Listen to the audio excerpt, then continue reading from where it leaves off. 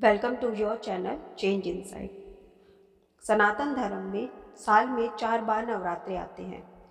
चैत्री के नवरात्रे, शारदीय नवरात्रे, गुप्ता नवरात्रे और पोष नवरात्रे। ज़्यादातर अप्रैल महीने में आने वाले नवरात्रों को चैत्र नवरात्रे कहा जाता है। पहले दिन की उपासना में योगी अपने मन को मूलाधार चक्र में स्थित करता है। यहीं से योग साधना शुरू होती है। इन 9 दिनों में माँ दुर्गा के 9 रूपों की पूजा की जाती है। माँ शैलपुत्री, माँ ब्रह्मचारिणी, माँ चंद्रघंटा, माँ कुष्मांडा, माँ स्कंद माता, माँ कत्यानी, माँ कालरात्रि, माँ महागौरी, माँ सिद्धिदात्री।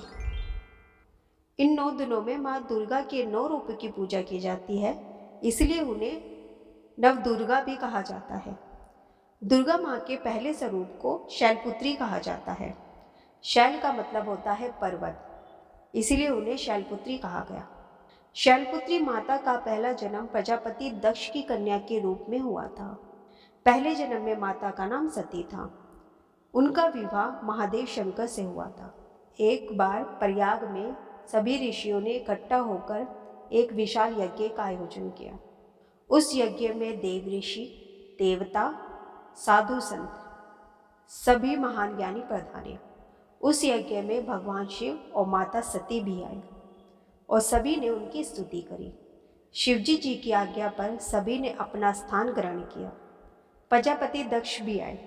दक्ष ब्रह्मांड के अधिपति थे, इस कारण उन्हें अपने पद पर बहुत घमंड था।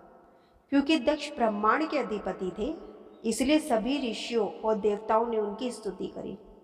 भगवान शिव दक्ष में व्याप्त अहंकार को पहचान गए और इसलिए उन्होंने प्रजापति दक्ष को ना तो प्रणाम किया और ना ही उनका उठ के स्वागत किया।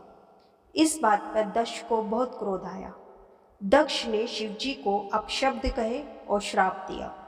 दक्ष द्वारा शिवजी जी की निंदा करने पर नंदी को बहुत क्रोध आया और जब नंदी ने महादेव के पक्ष में बातें कही तो दक्ष का क्रोध और बढ़ गया।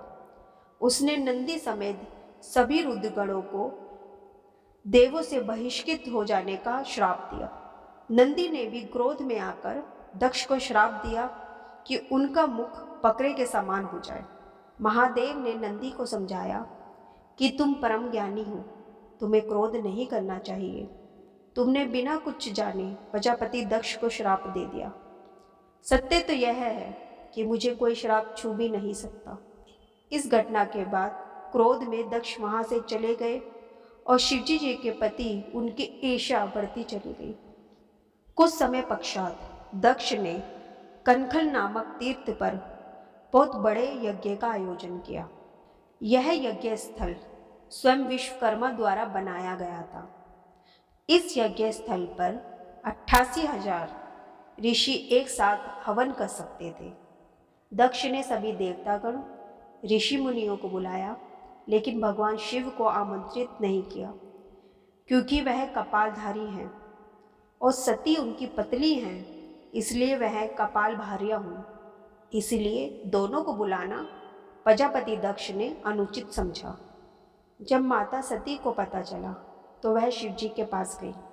सब बातों पर विचार करके शिवजी बोले, प्रजापति दक्ष ने किसी कारणवश हमसे रूठ गए हैं, इसलिए उन्होंने सभी देवों को आमंत्रित किया और हमें नहीं बुलाया। ऐसी स्थिति में तुम्हारा जाना तुम्हारे हित में नहीं है। लेकिन माता सती के बार बार आग्रह करने पर शिवजी ने माता सती को जाने की अनुमति दे दी। जब माता सती यज्ञ स्थल पर पहुंची तो उनके पिता ने आदर और प्रेम के साथ बात नहीं की और जब माता सती ने भगवान शंकर के लिए अपने पिता द्वारा कटु वचन सुने तो उन्हें बहुत क्रोध आया और वह अपमान सहन नहीं कर सकी। अत्यंत दुख और क्रोध की अवस्था में माता सती ने भगवान शिव को हृदय में विराजमान कर योग द्वारा अग्नि उत्पन्न कर अपने आप को भस्म कर लिया। जब महादेव को ज्ञात हुआ तो उन्होंने अपने रुद्रगणों को भेजकर प्रजापति दक्ष का यज्ञ पूरी तरह नष्ट करवा दिया। माता सती का दूसरा जन्म शैलराज हिमालय की पुत्री यानी शैलपुत्री के रूप में हुआ, जिन्हें पार्वती भी कहा जाता है। शैलपुत्री देवी का विवाह शंकर जी से हुआ।